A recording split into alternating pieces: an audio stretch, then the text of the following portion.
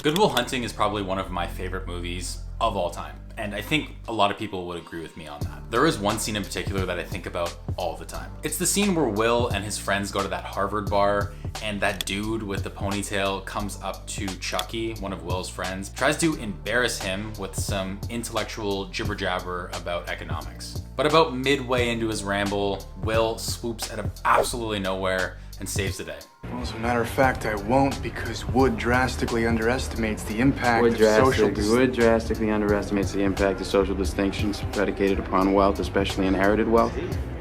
You got that from Vickers. Work in Essex County, page 98, right? Yeah, I read that too. Were you gonna plagiarize the whole thing for us? Do you have any thoughts of your own on this matter?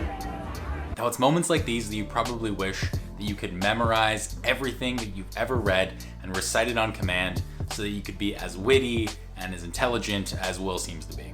And listen, there are countless videos on YouTube discussing this topic of memorizing everything that you read.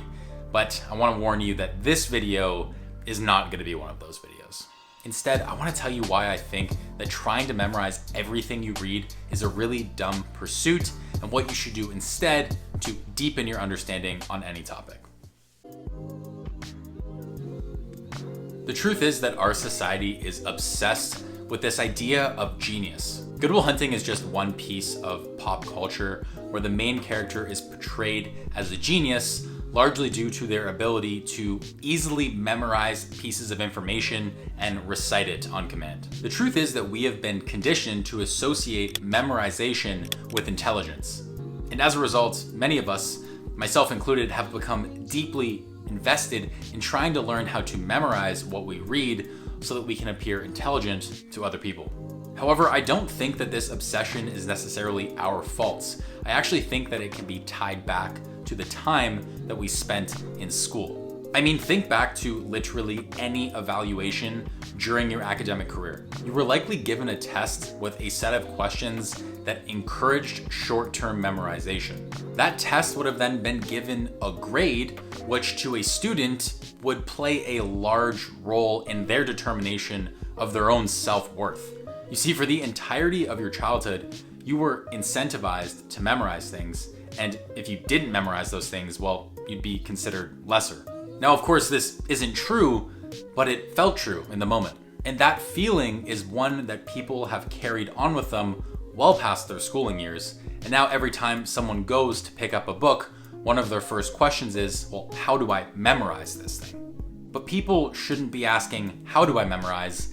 They should instead be asking, why do I want to memorize? Because the truth is, when you dig into it a bit, memorization is really a pointless pursuit. There's actually a great quote from Albert Einstein. I have it right here. It goes, "Real G's move in silence like lasagna." Hold on one sec. Can you cut the mic? Yeah. What is this? Sorry. What is this?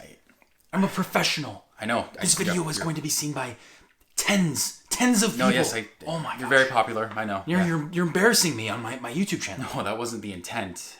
Oh my God, what? Handed me the wrong... It's supposed to be on the second page. On the second page, okay. Yeah.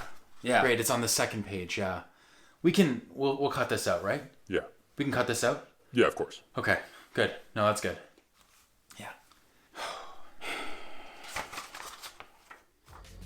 So there's a really great quote by Albert Einstein that goes, "I never commit to memory anything that can easily be looked up in a book."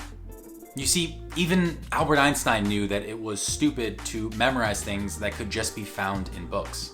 And I don't know why I'm saying even Einstein, like he isn't one of the smartest people to ever exist. But seriously, I strongly encourage you to try and think of a practical application for memorizing something that can just be found in a book. Ooh, yeah.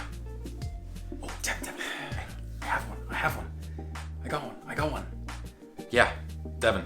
Okay, thanks, yeah. Well, I could be like, thought I could be like Will Hunting, you know what I mean? Like kind of in the bar with the guy with the ponytail and like kind of hit him with the 1-2, like a little intellectual sparring, you know what I mean? Really show that guy with the ponytail up, you know what I'm saying? That's a reason, right? Well, listen, I'm not sure if you think like Devin over there, but the truth is that if you try to memorize what you read, well, you're not gonna end up like Will from that scene. You're actually gonna end up like the guy with the ponytail. Because when you think about it, what that scene is trying to show us is not that memorization is super cool, it's that the person who shows up having memorized something that they've read without understanding it at all, trying to impress some girls that he met 5 seconds ago, well, he's the one who's gonna look stupid in the long run. And a really harsh truth that you have to accept eventually is that nobody gives a shit about you, what you say, what you do, what you know, nearly as much as you do. I don't know who Achilles' mother is. Don't yell it out if you know it, please. It's Camp Amputees. Nobody cares what you know. And something else that I failed to realize until very recently in my life is that knowledge, doesn't matter how much of it you have, it is completely useless until it is actually put into practice. If you think about it, you have two people, one person knows absolutely everything about anything in the entire world, but they do nothing about it, and the other person knows absolutely nothing about anything in the world. Well, those two people are going to end up in the exact same place. It is only when that person who has all that knowledge actually acts on it and applies it into their own life that they'll actually progress forward. Otherwise, they're going to stay in the exact same place the entire time. And so with that in mind, the question is no longer how do I memorize what I read, but instead, how do I understand and actually apply what I read into my life? And I think that for that question, we can actually turn to Richard Feynman for the answer. For those of you who don't know who Richard Feynman is, he is a Nobel Prize winning physicist, and he also developed a learning technique called the Feynman technique. The Feynman technique is a learning method that essentially involves you explaining a topic to someone in very simple terms as if you were teaching it to them for the first time. The technique is based around the idea that if you can explain something in very simple terms, well, then you truly understand it. And this is the issue with simply memorizing things. You don't actually understand what they mean at all, and there's no context for why they should actually be done. And look, this is an issue I struggled with in my own life too. For the longest time, I was not actually learning and understanding things. I was just memorizing. I was reading all of these books, I was filling my brain with all of these bits of information, but ultimately I wasn't doing anything with them. I would simply finish one book and pick up the next without actually applying any of the lessons that were in the first book or trying to actually deeply understand any of the content that I read. And this made me feel terrible. It made me feel like a phony and a fraud because there was all of this information that I was absorbing and learning, and it was just sitting in my brain, and I felt like there was this massive gap between where I should be in life and where I actually was. And that's a big reason that I actually started this YouTube channel in the first place. It was a hugely selfish act because I wanted to more deeply understand the topics that I was reading about and found interesting. But the good thing is, by making these videos for myself, but also you guys, I am actually getting a lot more out of the books that I'm reading than I used to. And so if you're watching this, the recommendation that I have for you is extremely simple.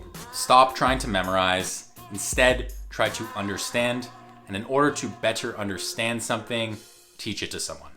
Now here are a few ways that you could actually go about teaching what you've learned to someone. The first way is to do what I'm doing right now, to create content for others. That could be YouTube videos, it could be blog posts, it could be TikToks. It doesn't really matter what format it's in.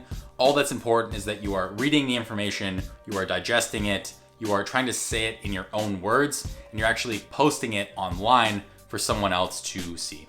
I think this is so important because not only does it actually force you to understand the content that you're trying to present, but it also keeps you accountable because you don't want to be posting videos onto the internet of you being completely wrong, not understanding what you're talking about because, well, they're gonna live on the internet forever. The second way is to actually start a podcast with a friend.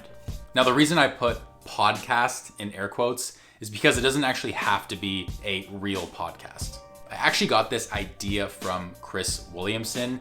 He essentially says that if you have a friend that you really like to chat through ideas with, what you should do next time you guys talk is grab your phone, hit record, and lay it down on the table.